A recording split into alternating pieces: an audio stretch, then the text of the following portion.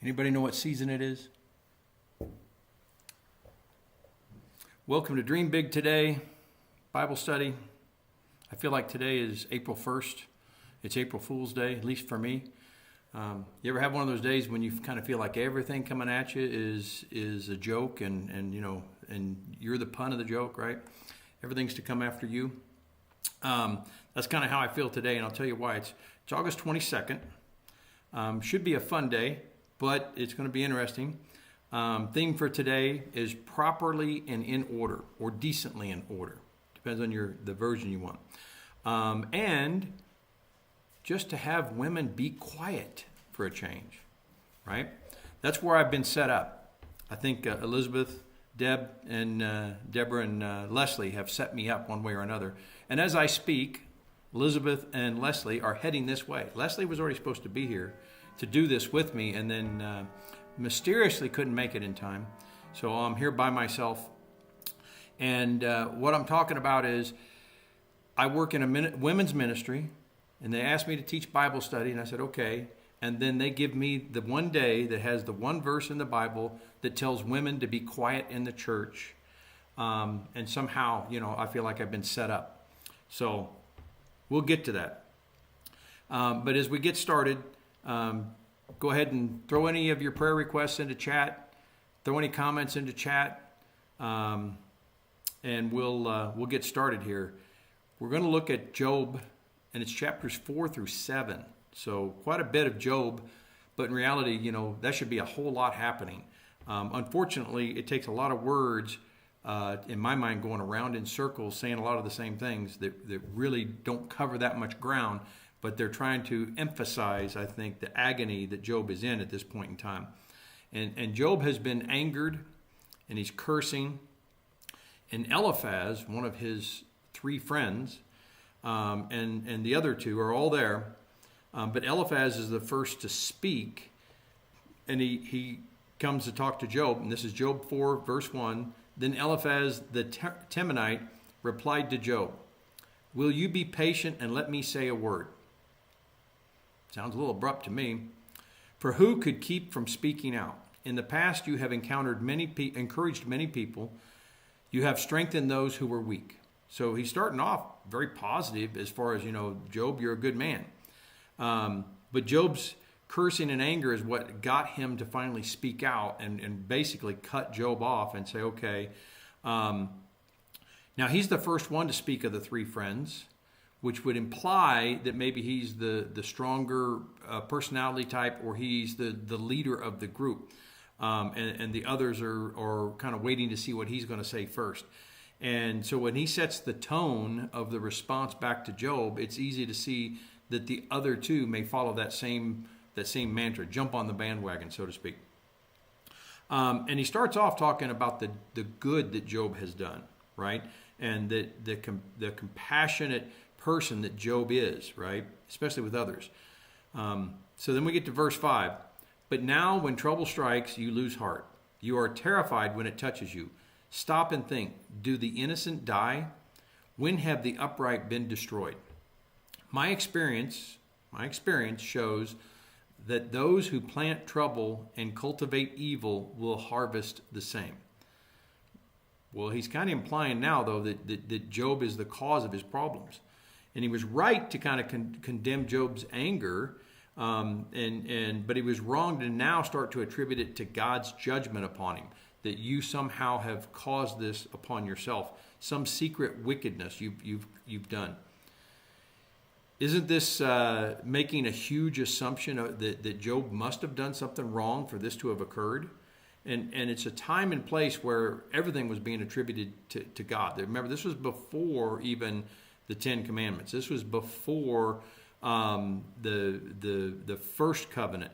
And so this was really a situation where the world and everything that occurred, it was easy to want to attribute it to God, but there wasn't that separation of understanding that the enemy is out there causing these problems as well. But then how often do we still do that in this modern age, in the new covenant? We see someone, encountering some tragedy, and it's easy to want to contribute it to God or blame God for it, or even that they brought it upon themselves. It's some judgment from God. Eliphaz goes on and on and on. Then finally in Job 5:8, a full chapter later, if I were you, I would go to God and present my case to him. He does great things too marvelous to understand. He performs countless miracles. He gives rain for the earth and water for the fields. So now finally a transition of praising God for what God does do, but he's really not connecting it back to the fact that that's what Job should be reaping. Now he turns around and talks of God's goodness. This is good advice, but it also is much easier to say good advice and that kind of input when you're not the one that's suffering. It's probably a lot harder for Job to see it, realize it, and apply it into his life at this point in time. And he closes with some encouragement. That's good. He meant well. He had good intentions with what he said. But again, good intentions aren't always enough. And for Job to have received this counsel, he really would have to have admitted to himself, or to them even, that he had performed some grievous sin, and he knows he hasn't, and that makes it just harder for him to deal with this. He knew he didn't commit anything. So Job replies in chapter 6, verse 1. Then Job spoke again. If my misery could be weighed and my troubles be put on the scales, they would outweigh all the sands of the sea. That is why I spoke impulsively. He's admitting that he's kind of maybe overreacting a little bit. For the Almighty has struck me down with his arrows. Their poison infects my spirit. God's terrors are lined up against me. But now he's fully attributing it to God, which is 100% wrong. But he really is just striking out or lashing out. And again, I think in human nature, that's how a lot of people tend to do. We see a lot of people dealing with issues with healing, dealing with issues in their life, and it's easy to blame God and always feel like, why did you do this to me? When we know God doesn't create that. God doesn't bring that upon. Job doesn't believe his friends understand how terrible his situation really is. He desires some way to show them how great his misery is. Job believes his troubles are the judgment of God, again, but why does he feel like it's the judgment of God when he also knows that he really hasn't done anything wrong? He should be able to help connect those dots and understand that there's some other power in play. Then why would he attribute the situation as some punishment? If he hasn't done something wrong, there shouldn't be a punishment. Isn't he showing this just, again, another slice of human nature, the way we tend to react, the way we tend to emotionally react to a circumstance? Praise God when things go well, but yet complain, blame him when things go wrong. Then Job goes into justification on himself and the condemnation of God. He even gets more verbose in complaining about God. He explains he wouldn't be complaining. He's better than that if it wasn't for a good reason. Then he gets to the point that he would even prefer death. In Job 6:9, I wish he would just crush me. I wish he would reach out his hand and kill me. At least I can take comfort in this. Despite the pain, I have not denied the words of the Holy One. So he's admitting he's a religious man and he believes the scriptures, but on the flip side, he is pain and agony, misery is at a point that he would just get it over with, just kill me. He's a godly man who would never kill himself, so he's hoping that God would do it, that God would reach out and end his misery. But that would never be a godly desire. And if we ever find ourselves following that line of thinking, we need to backtrack, find where we've departed from the right path, and understand God's goodness and what God wants for us, and how we need to cooperate to receive that goodness. And then in the modern world where we are with the new covenant, we have to understand the power that has been provided to us to take action. That we can't sit back and rely on God for that. Instead, it's easy to dwell on thinking about some quick exit to the misery. And that's exactly what Job is doing, that human nature of just get it over with. I'd just as soon die. Just kill me. Even though Job is desperately hurting, he understands God lives forever and we who believe with him. But here Job longs for the comforts that await him on the other side of the grave. Again, just looking for the quick path, the easy path. Job goes on to admit that he has lost all strength and hope. And that's the worst part, that he's lost all hope. But then in verse 14, he criticizes his three friends. He thinks they should be showing more pity, comforting him, and not condemning him, which a lot of that is true. So there's a little bit of strife, I think, between the four of them, and specifically between the three against Job and Job against the three. But yet, then again, it's easy to lash out toward God with that. So how often do we fall into the same trap? Have a friend that's in trouble. We really don't show compassion or understanding. We want to tell them how to fix it or tell them what we think they should do. Even when our friend may have used some poor judgment to create the situation they're in, they may have created the bed they're in, but how do we respond with guidance? And many times it may be from a judgmental perspective instead of from a true helpful, realistic perspective. And we need to remember that our best can be to point them to the cross and the ability to be made whole, no matter what that strife may be. And this is really the only means for many situations that people get into. And that's our opportunity, I think, to open that door, open that window, and lead people to the cross. Job didn't ask his friends to come. He hadn't asked them to help him financially. He didn't ask them for help at all, really. I think when they showed up, it's more about, well, these people may understand the circumstance they're in. They may show some compassion. They may make me feel better in my heart, even though they may not be feeling better physically. Then he challenges them and explains that he has no dark hidden sin. In Job 6:28, look at me. Would I lie to your face? Stop assuming my guilt, for I have done no wrong. Then Job cries out to God and explains the situation again. In Job 7:7, oh God, remember that my life is but a breath, and I will never again feel happiness. I would rather be strangled. This is verse 15. I would rather be strangled, rather die, than suffer like this. I hate my life and don't want to go on living. Oh, leave me alone for my few remaining days.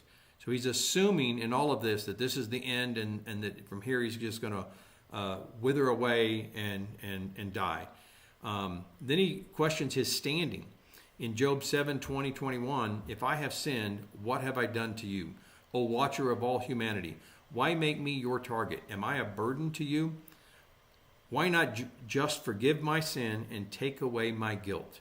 For soon I will lie down in the dust and die. When you look for me, I will be gone.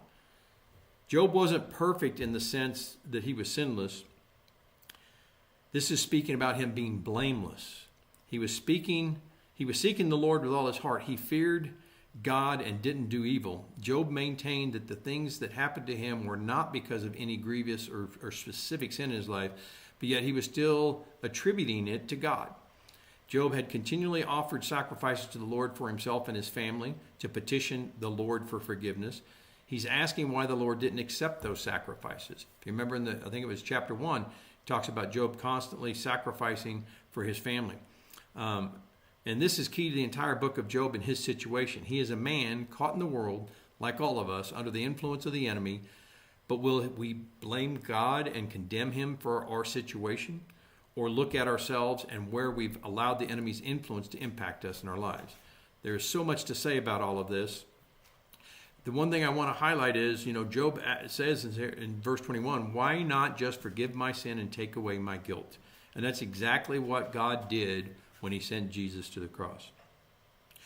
So perhaps I can sum it all up here about Job.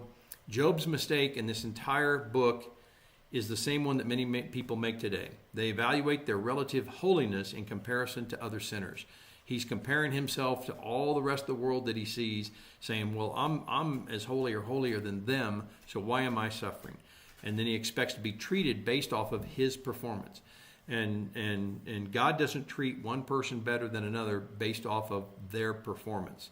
He has the treatment for everybody. We have to step in and accept that treatment based off of our acceptance of Jesus and what he did at the cross. So with that, let's transition to the New Testament. And this is the fun part. This is my April Fool's part, right? So we're in 1 Corinthians 14, 18 through 20. And if you saw my teaching last week or week before, I think it was, we discussed Corinth is the city it's a city, a hub for trade. And that means that there's a lot of influence from different cultures there.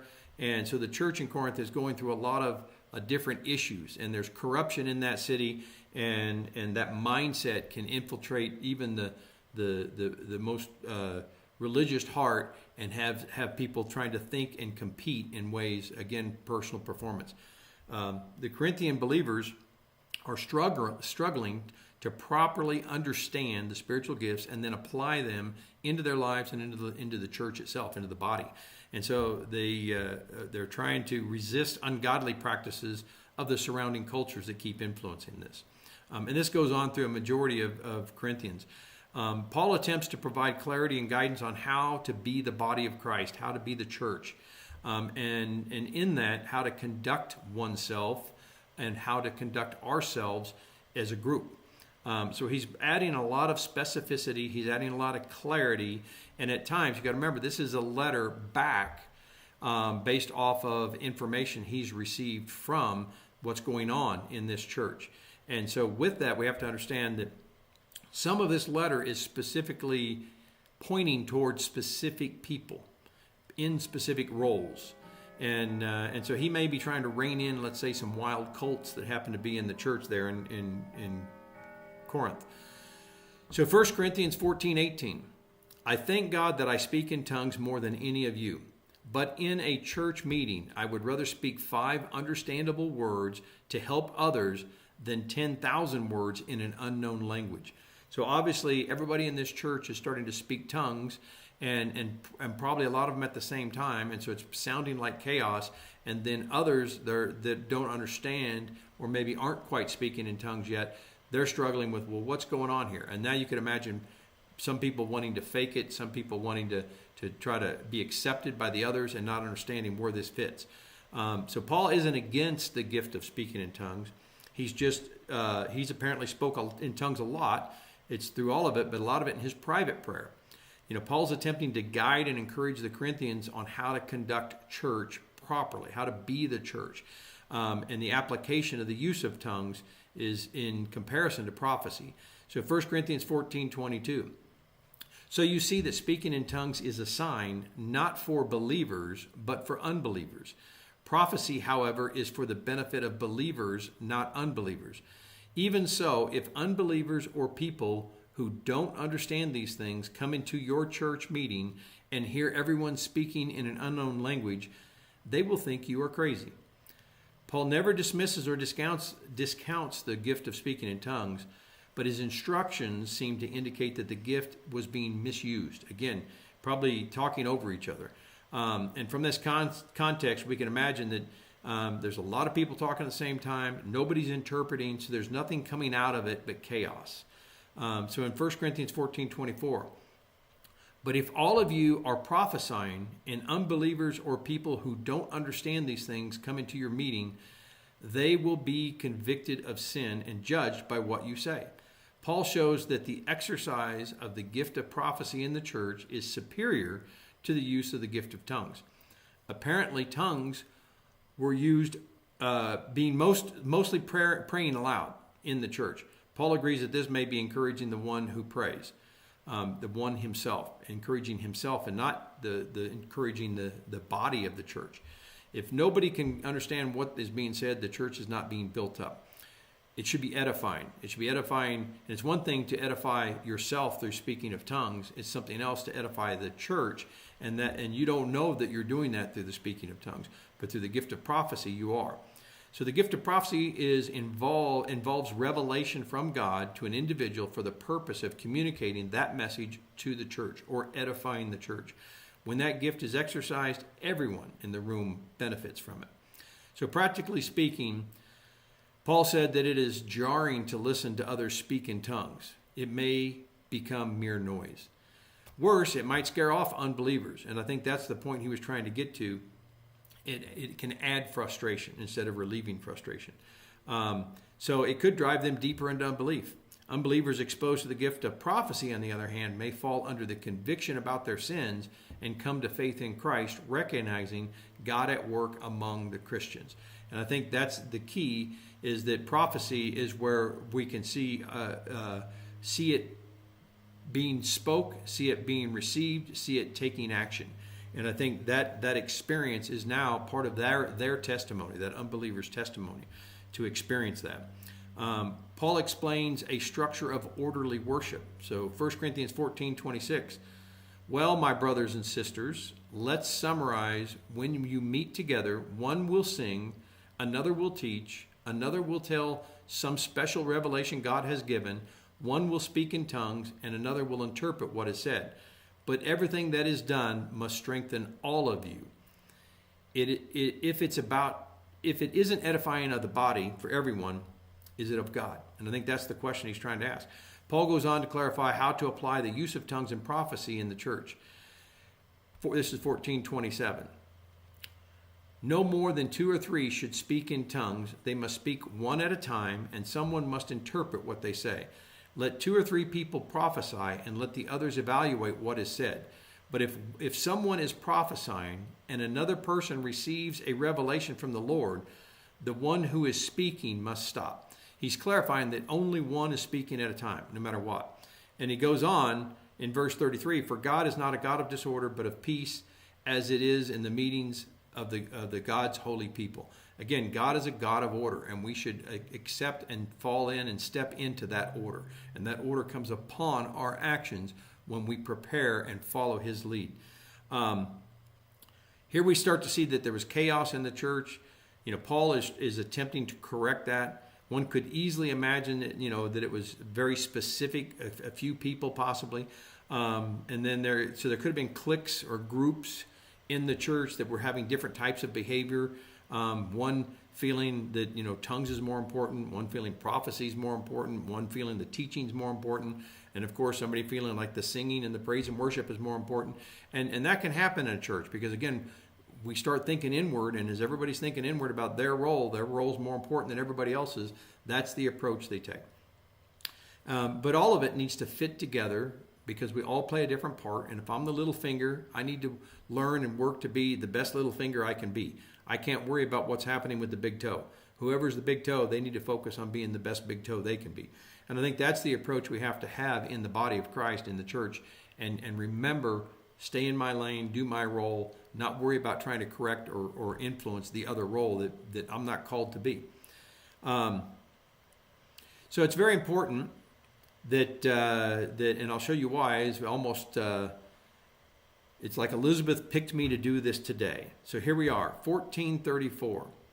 Women should be silent during the church meetings. It is not proper for them to speak. They should be submissive, just as the law says. If they have any questions, they should ask their husbands at home, for it is improper for women to speak in church meetings. Now, that's a pretty bold statement, and it gets confused a lot, and it creates a lot of havoc in different religious sects. So in this, let's break it down a little bit. Paul is saying women. So in this case, perhaps women should just shut up, right? Maybe they should just be quiet. Wouldn't that be nice? 99% of men in the world are like, yes. But no, it's not that simple. So let's break it down and look a little deeper. And we have to be careful about what versions of the Bible, because there's some changes in interpretations. We've got to be very careful that we can't take everything literal. So remember, Paul is reining in some people in this letter, right? So when he's writing some of this, this is being targeted to a specific group or a specific clique. And first, we look at the word women. It starts off with women, but that word also means wife or wives. So why would verse 35 state husbands if verse 34 were only about all women? And so it really implies in verse 35 that we're talking about should ask their husbands. Well, that means wives should ask their husbands. And so there's an element here that goes beyond speaking. There's an element about position. And so if I look at the King James Version, it says, let your women keep silence in the churches, for it is not permitted unto them to speak, but they are commanded to be under obedience, as also saith the law. But they're under obedience to who? To their husband. And so if you have, if you can imagine, this use of your women is again implying that it's a wife perspective. It's not just all women. And so now this is saying, okay, if you're a married woman, you have to be quiet. But if you're not, if you're single, you can say whatever you want. Again, that's not what he's implying. The final word there says, as the law says. Many would say, well, we are no longer under the law, and we're not under the new covenant. But at this point in time, guess what? They weren't either, because, Jesus had already died on the cross. but they didn't understand all of this. So many times these churches were still pointing back to the law and said, well, we need to follow the law. Well, there's elements of that law that still apply. There's elements that have been paid for. And I think that's what we have to understand. So what did the law say? The only verse that addresses anything like this is the verse in Genesis 3:16, dealing with women, the wife, being subject to her husband, but not subject to men in general. And biblically, a wife is still under the new covenant, subject to her husband, subject to the church, subject to God, right? So God created man to lead the family is really what he's telling this church. Paul had just covered in chapter 11 about women who did prophesy and who would lead public worship. So he's not saying they can't speak for the church. He's not saying they don't have a time to speak, but he's saying that these women need to first speak through their husband. And so let's pause and look at Joel 2:28. And it shall come to pass afterward that I will pour out my spirit upon all flesh, and your sons and daughters shall prophesy. Your old men shall dream dreams, and your young men shall see visions. So to help connect the dots, could you possibly imagine in this church that the time Paul is writing this letter back to this church, there could be some wife or maybe a couple of wives in a group, and during the congregation, they're speaking louder than everybody else. And if everybody's speaking in tongues, they're just speaking in tongues louder than everybody else. And in that, it's like, well, is that the behavior that is condoned and approved by your husband? Is what the first question he's asking, right? And if they're being verbose and disruptive, and I think that's where Paul is coming to all of this, is trying to break down the confusion, the frustration, and the disruptiveness and get the church to working the gears aligned. All in the name of speaking in tongues or prophecy. And that's the two key pieces that he really focuses on in today's teaching. If this disruption was not only a distraction in the church, it's a distraction to the body in their lives outside of the church. And it's a form of disrespect. In his mind, you're disrespecting your husband. Through that, you're disrespecting the church. And if you have young women that are about to be married, what example are you setting for them? And I think that's part of what we forget about is the genealogy, that the role we're supposed to play in a different season in who we're influencing. And many times it's not who we think we're influencing. And so this applies into their family, deep into their family. So in other words, you could say it's non-edifying. And I think, again, it comes back to that. Are our actions edifying, number one, to ourselves, number two, to the body, the church, and then to God? Paul is establishing a process here. He's trying to use love in this. That's why he's very cautious and he's very specific as he's going through this. He's trying to ensure the church is edified, but by one person at a time and in an orderly fashion, the way God intends his church to operate, and using all the spiritual gifts. The gifts are no excuse to jump the line, to jump, your revelation is greater than somebody else's revelation. And many times in a Bible study, you may have 2 or 3 different people speak out with revelation, and many times it may not even be in line with the topic that's being discussed at the time, but it's there for somebody. And many times we don't know who it is for. There's been numerous times when I'm speaking revelation that I'm getting, and most people are like, yeah, I already got that, I understand that, or whatever. But somebody else comes back afterwards and like, oh, that spoke to me. I've been dealing with this problem. That was exactly what I needed to hear. And so that's the way it works. And we need to understand and cooperate with that process and not try to be dominant with that process. So hence Paul's closing words are, this is 1 Corinthians 14:39. So my dear brothers and sisters, be eager to prophesy and don't forbid speaking in tongues, but be sure that everything is done properly and in order. Again, he's just reiterating everything. So we got to be careful to not take that one verse, take it out of context, which it is used tremendously. People misread that. But it is about understand the role you're supposed to be playing and who you're working with in that role. If I'm the little finger, I'm working with the hand. And I can't be fighting with the other fingers, right? So that's really what Paul is saying. And I think we need to understand how to receive that and apply it into our lives. So let's transition to Psalm 37. Psalm 37 is a reminder that though the wicked may seem to prosper, divine judgment is inevitable. Now, not in Job thinking that it's God's judgment upon us. God will apply his judgment, but it's not for us to see it through, and it's not for us to apply it.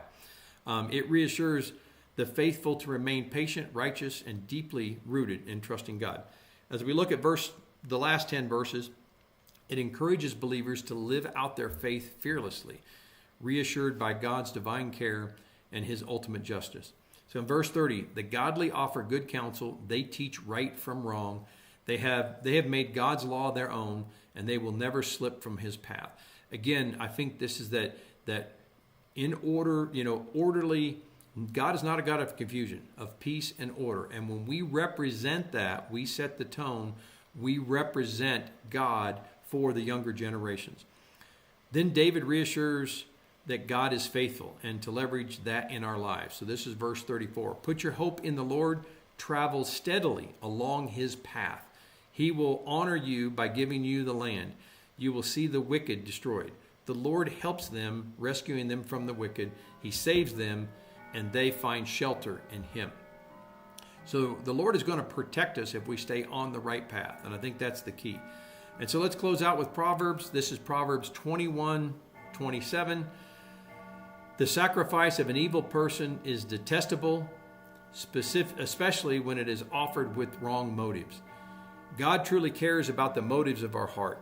He wants us to do things in his order. He wants us to leverage his peace and order in our lives. You could give $1 million to charity looking for something in return, and it's that looking for something in return is the issue, right? Or if you do it with the wrong motive, that would mean that God would care less about what you did. But if you give $5 and you give it with the right intent, with the right heart, freely, that brings joy to God, and so He will bless us based off of what's our intentions in our heart, and I think that's the key we need to understand. Whereas you might donate a few dollars, help someone in need, right, and a little joy in their heart, in your heart, and in God's heart. So God would say, wow, look at what I created. This person that helped this other person, and they did it with joy in their heart, and they're spreading joy. That's what God wants from us. That's what he created us to be. So let's work to make him proud. So hopefully today you got some benefit out of this. You got some clarity, and we'll see when Elizabeth and Leslie and Deborah watch this. I'll see what their thoughts are back to me. I could have just told them to shut up, but no, I can't be that way. I have to speak the truth that I understand and receive from the Word. So be blessed. Oh, by the way, I get to teach tomorrow because Leslie was supposed to be here to teach this with me today, but mysteriously couldn't make it. So I don't know if she'll be with me tomorrow or not. I might try to con her into it, but if not, I'll see you guys tomorrow. We'll continue with Job, and we'll go from there. Have a blessed day. Bye-bye.